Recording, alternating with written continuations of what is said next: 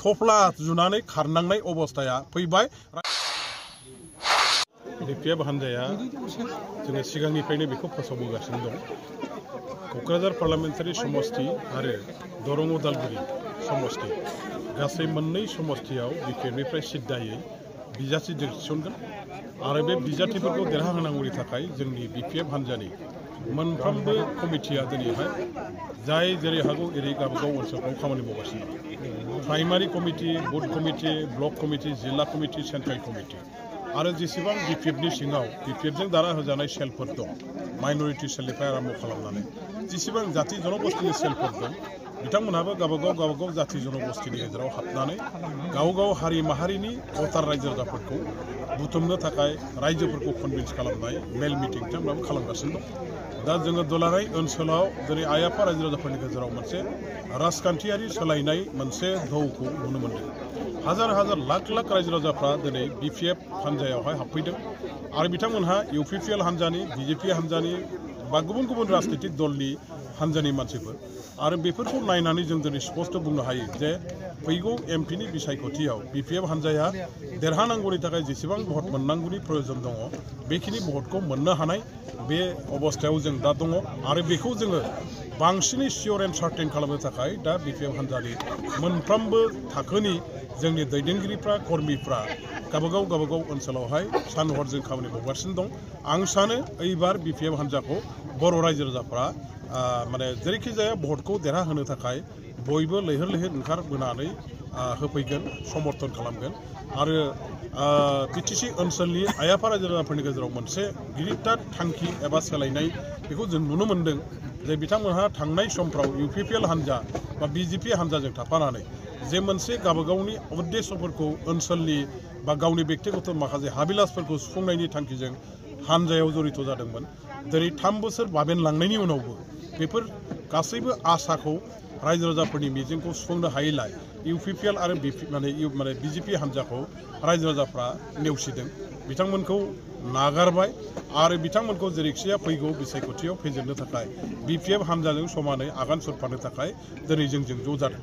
गतिके फैगौ बिसायख'थि एमपि 2024आव जे जानो गोनां बेवहाय जों बिपिएफ हान्जाया मोननैबो बिसायख'थियाव एमपि समष्टि हिसाबै उदालगुरि आरो क'क्राझार मोननैयावबो जों देरहासार जानो हागोन।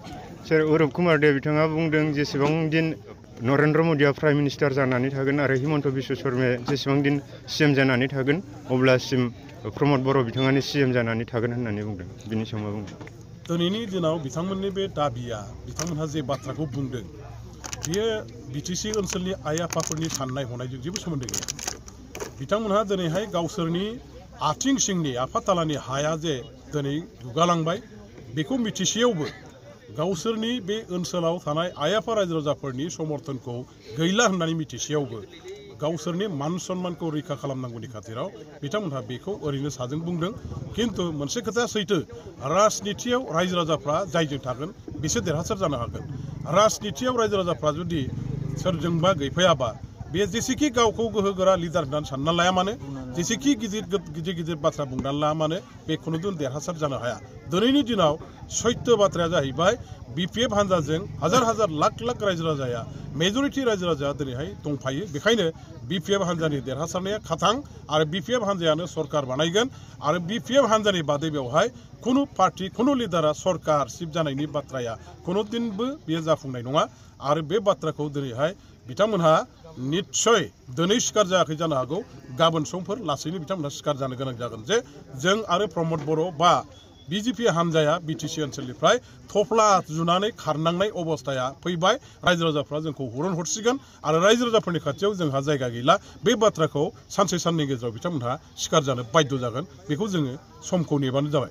सर इउजि ब्रह्म बिथाङा एमपि आरो एमएलएबो गेलेला होनदों, बिथांमोना गावसोरनि पार्टिया जे दुरबल जाखाबाय बेखौ नुहुरखाबाय होनना सानो नामा?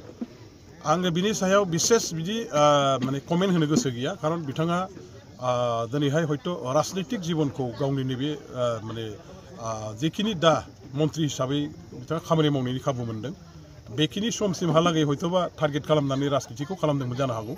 बिथांमोननि हान्जाया दुरबल जादों बा गोख्रों जादों बेजों जेबो सोमोन्दो गैयाबो जानो हागौ। गावनि बेक्तिगत मोनसे बिथांनि सिद्धान्त आरो सोरबा सासे नेतानि बेक्तिगत सिद्धान्तनि सायाव राजनैतिकखौ नागारनानै सामाजिक जिबनाव गावनि बेक्तिगत सिद्धान्त लानायखौ आङो बिनि सायावहाय माने कमेन्ट होनो लुबैया।